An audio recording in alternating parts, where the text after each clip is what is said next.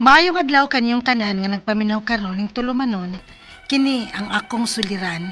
Ilabi na kaninyo Dr. ni Ubra ug Attorney Elaine Bathan. Ingon man sa mga artista nga maghatag og kinabuhi ning akong suwat suliran. Ako si Sheila, hingkod ang pangidaron, dalaga, apan may uyab nako. Itago na lang ang akong address. Punto medikal ug behavioral kining akong suliran. Kabahin kini sa sakit sa uyab sa akong mama. Biyuda naman gud ang akong mama maong nakauyab siya karon og lain. Apan wa ko kauyon tungod sa giingon niyang iyang sakit. Aron niyo hisabtan, ingon ini ang mga panghitabo.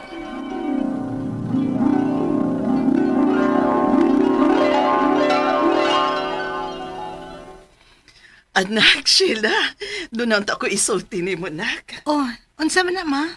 Ang uyo na nung ni mo, nak, ba kay, di ba? Sukad lang nga, wa nang imong papa.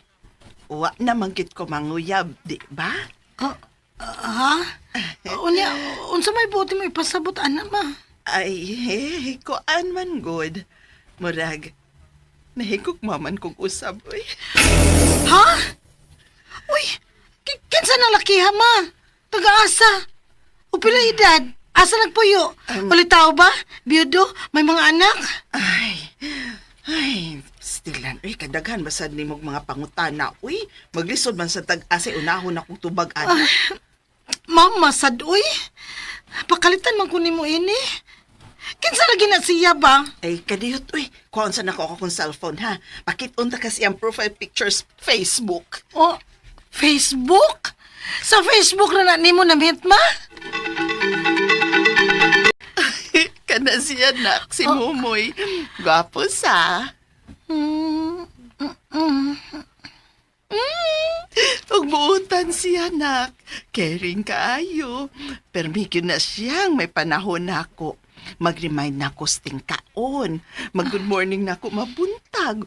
O di cute, malimot nga mag-good evening na ako before matug. Di ba good night unta?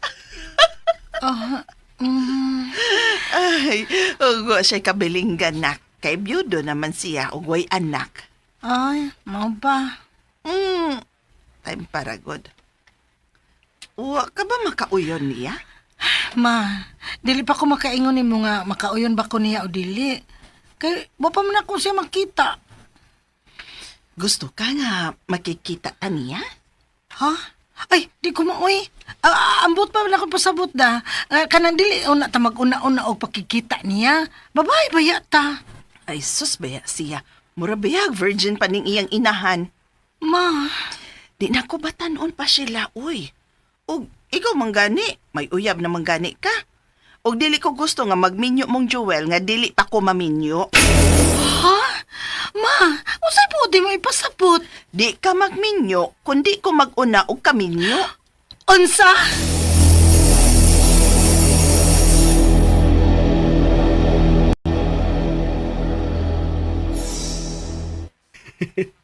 Sa katawan ng Joel, uy. Sorry. Wala ko mag-expect ba nga sa pangidaro ni mama ni mo, makanahuna pa siyang magminyo pag-usap. Gani, o wa pagidi ay sila magkakitaan ng mumoy. O takibaw, basig mang scam lang tong mama. Aw, atong kuyugan si mama ni mo nga, magkikita siyang uyab. Ha? Di ko, oy. Kung dili ka, dili ta kapakasalan ni kalakihan ni mo. Hindi bang kahata paminyo ang mama ni mo kung dili siya mag-unag pakasal?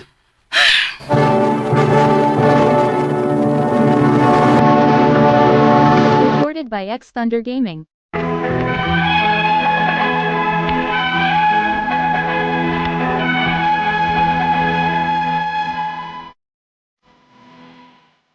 Wa ko'y nahimo, kundili suportahan na lang si mama sa iyang gusto.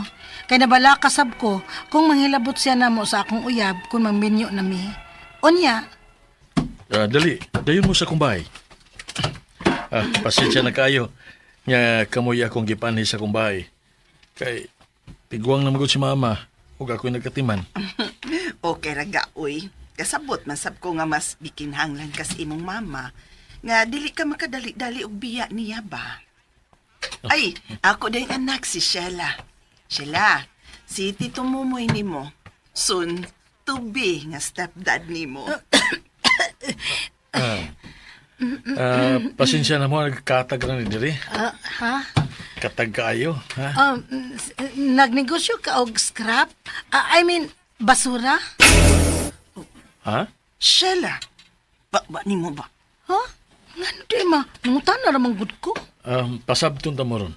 Pero sa dili pa, dali, may giandam kong painit para ninyo. Si Kwati ug pandesal. Dali. Dayon mo sa among kusina. Pasensya na mo, kadalira ni. Kay luto naman ning poto og si Kwati.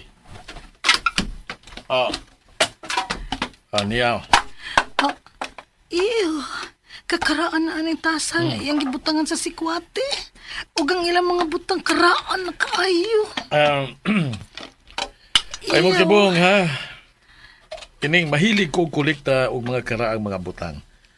May mga gipanghipusan pa mga ko mga butang nako since elementary pa ko. Ha? Pasensya na mo. O sorry kay Violi. Nga, Caroline na ako isulti ni mo.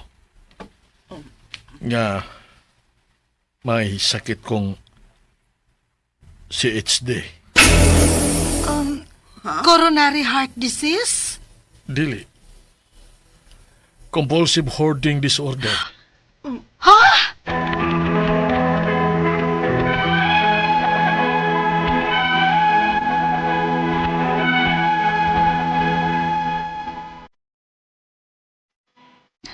Karon pa ko nga, doon na di ay tao nga ingon ana.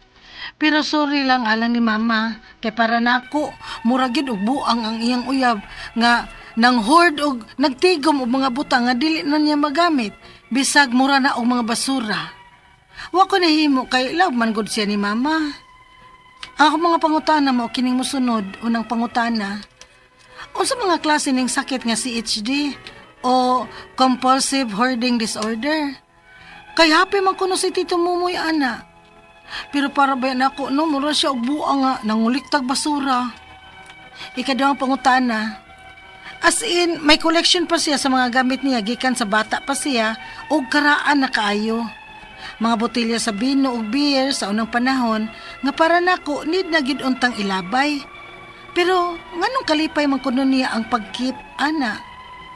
Ikatulong pangutana. Makontrol ba ang maong sakit? O makombenser ba namo siya nga ipanglabay na lang ang uban nga way gamit sama sa mga basiyo sa pulbos nga daan na kaayo? Ikaw pa to katapusang pangutana. Nabalaka ko ni mama kung simba ko maminyo gyud siya ni Tito Mumoy. Kay alang nako, mura mo kuno siya may depresya sa pangisip. Safety ra ka si mama kung maminyo siya pag-usab kang Tito Mumoy. Palihog, tabangi og tambagi ko. Kini ang akong suliran, Sheila. Mayong adlaw mga suking tigpaminaw din sa tong programa kini nga akong suliran. Ani na sa bako si Dr. Rene Obra makiguban kaninyo karong adlaw. Ako motambag sa inyong mga medical, psychological, emotional ug behavioral ng mga problema as well as mga problema sa mga ginadiling drugas. Kay usa man ako ka medical doctor, usa ka psychiatrist ug usa ka drug addiction specialist. Klase-klaseng pamaagi sa pagpadala sa iyong mga sulat suliran reklamo. Pwede kayo padala sa mong email suliran_612@yahoo.com or sa atong Facebook account kini nga akong suliran official writers page o driba sa mong batan sa 3rd floor Jose R. Martinez Building, Osmeña Boulevard ning Dakbayan sa Sugbo. Ang atong makutlo nga pagtulunan karong adlaw mao kini nga sometimes we are tested not to show our weakness but to discover our strength. Mao gyud no, so nagoy mga pagsuway ni atong kinabuhi, tanan natong gustong mahitabo, they good outright mahitabo dayo no. Nagoy mga kakulian no. Ang atong magtatampo karong adlaw si Sheila, 30 years old, taga Sarangani Province. Punto medical og behavioral ning problema ni Sheila no. 30 years old pa si Sheila no, bata pa. So sabay ako makaila Dr. Joe Ruiz no, sa Sarangani. Musta namang kinabuhi dia, inaot nga dili kayo kusog ang linog da sa inyo ug kanang mga taga Bohol no. Mga Bintulan, Porfirio Lim, musta naman dia, Iglesia Galulo dia sa Cagayan de Oro no. Ug si Aida Abulgar Calamba sa Bohol, no? Doktora na Libay Cantunis, Musta des Bohol, ug si Ma'am Kamingi, no? Diya sa Siargao. Mayon tag okera ang kahimtang nato diha. Ug atong mga taga-hinunangan Southern Leyte, no? Katong nangaten sa among seminar diya ni Ma'am Bit Ganob, no? Ako lang basahon ninyo mga apelyido ha, kaya daghan na ba ni kayo? Sa mga Butak, mga Kalinawan, Baliad, Sufico, Lubong, Lukop, Labradoris, Cabarlis, Fernandez, o Bilun. Mayong pagpaminaw diya sa Hinunangan Southern Leyte. Si Alejandria sa Mayorga Libagod Southern Leyte. Mga taga Sugod Southern Leyte, madyong adlaw ninyong tanan diya. Unang pangutana ni Sheila, unsa mang klase ning sakit nga CHF or compulsive hoarding disorder? Kay happy man kuno ni kay happy man kuno si Tito Momoy ana, pero para nako mura siya og buang nga mangulikta og basura. Compulsive hoarding disorder, ngilingig ka na lamlaom ni mga medical term. Compulsion is a repetitive action. Obsession is a repetitive thoughts. So maning gingon ang dam may pagkausi man gabay. So kung hoarding disorder, meaning to say bisag wa nay gamit kaayo nga mga butang, taguon lang gyapon na niya. Kay naalagi siya gitawag nato og compulsive hoarding disorder. Ang may tabuan ni basig fire hazard ni noning naanhitabo sa balay kay mga wa nay gamit yung kayo nga mga papel-papel, mga unsa pa man karton, i-hoard lang gyud kay mawalagi naa siya ni aning kuana. Nanay tambal, no? Nanay tambal ang obsessive compulsive nga mga problema. Dili lang hoarding, kundi napoy uban nga obsessive compulsive sa germs, sa time, basta kay perfectionist. Kini mga tao nga may pagka-obsessive compulsive, no? So mo na pasabot anang compulsive hoarding disorder. Kaduhang pangutana, in my collection pa siya sa mga gamit niya gikan sa bata pa siya nga karaan na kaayo, mga botilya sa bino ug beer ug unang panahon nga para nako need na gyud untang ilabay. Yung anong kalipay mangud niya ang pagkeep ana. Well, depende ba po, no? Kay naman po tao nga mahilig lagi og kanang mga naay mga tawag naay mga remembrance ba, naay mga sentimental value ko ingnon nila. Kanang mga botellas, mga binong nga mga mahalon, naay panghatag. Ako ingon anam po ko. Usay di mohatag nako binong nga mahalon. Akong palimpyuhan nya butangan og something liquid sa sod, manghambog sa nga naay bino, wa na gisod good. Pero yan na nang grabe naman po ng daghan na kaayo. Kaya mga selected nga mga nindot nga mga porma nga mga botilya sa bino. Panghambog lang, decoration lang. Pero kung nagigamit, di ka pa sa bata pata na grabe na kayo nga botilya sa Pepsi, sa Coke, sa pamandiya, ilabay na na samok-samok na niya, no? Ang sa kita mga tao, we must know how to kining hunong kinala makahibaw tag kanos amanta mo labay sa mga buta nga di na wa nay gamit, no? Naagoy tinupdanan or kanang katapusan ang tanan, no? We must know how to let go. Mo ni term ana no dugay kay kuno ko sa term to. We must know how to let go. No, not only sa material things, kundi sa relationship. Og di na maayo, you must know how to let go. Di na siya healthy. So kini mga botilya, mga plastic, papel dia, di na magamit ay pagkarga na sa garbage truck gawas niya na siguro mga nindot mga porma nga mga botilyas bino pananglitan or naabaroy ng hatag nimog mga mahalon nga mga figuring nga bisag dugay na kayo nindot pagyapon tanahon na siya art, part of art. Pero garbage na tanahon ilabay na ipalaing na ni Montito nga ipalabay na ingon si Dr. Obra. Sunod nga pangutana, makontrol ba ang maong sakit? Yes, naitambal yan og makumbinser ba nako siya nga ipanglabay ng uban mga walay gamit sama sa mga basiyo sa pulbos nga daan na kayo or probida basiyo sa pulbos di po kayo siya ingong kuan gyud kayo. May daghang basiyo sa pulbos, may daghang pulbos available. Kaya something unique. Okay ra tingali.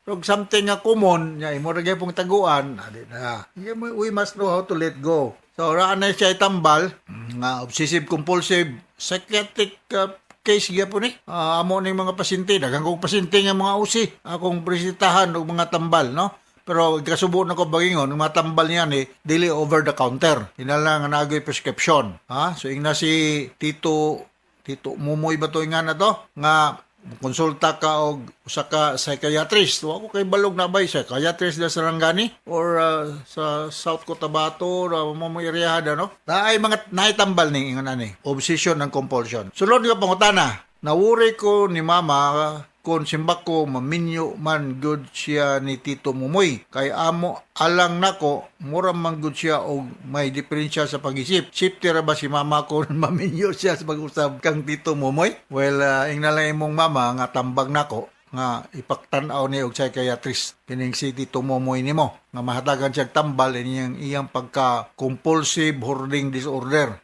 Disorder ko ni. So kung kini magong disorder comes from two root words, disease ug order. Meaning he is out of order, ha? Disease ug order. So naitambal niya kung balikon imnon kanya inalan nga i-counseling po ni siya nga mabawas-bawasan ngayang pagka-compulsive nga tao. Ato bago pa lang ning tune in, compulsion means repetitive action, obsession means repetitive thoughts. Okay? So naani siya itambal. Wa pag yung ko kanag Sarangani province pero kabalog glan Sarangani daghang gyud ko nang maminaw da nato da sa Arimen. Thank you very much mga kanayon yung pagpaminaw dia sa Sarangani province. So nakasabot ka sa akong speaker ni Moshela ug ngadto sa libuan millions nga naminaw sa tong programa kini nga akong suliran. Once again ako si Dr. Rene Obra. Mapasalamaton kayo ko kami ni Atty. Eileen Bathan sa makanunayon yung pagpaminaw sa among mga programa sa Arimen. Taas kita greeting din sa atong lugar. So from all of us here sa Radio Mindanao Network Production Center, Radio Mo Nationwide, Tatak Arimen. Daghang salamat o